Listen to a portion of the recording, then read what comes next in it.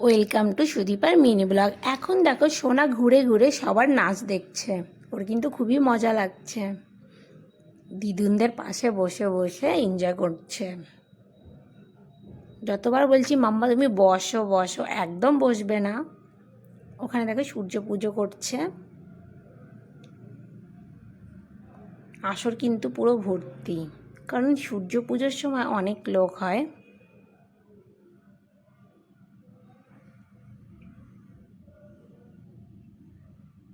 আর এটা দেখো আমার মিষ্টি সুইট বোনটা, আর ওটা হচ্ছে আমার ভাগ্নি মানে দিদির মেয়ে।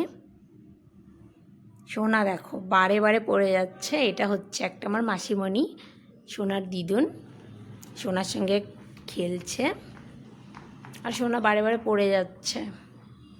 তারপরে দেখো আমরা বাড়ি চলে এসেছি, সোনাকে আমি খাইয়ে দিচ্ছি, তারপরে একটু ঘুম পাড়িয়ে দেবো, কারণ আজকে তো সোনার ঘুম হয়নি, সূর্য পুজো হয়ে গেছে।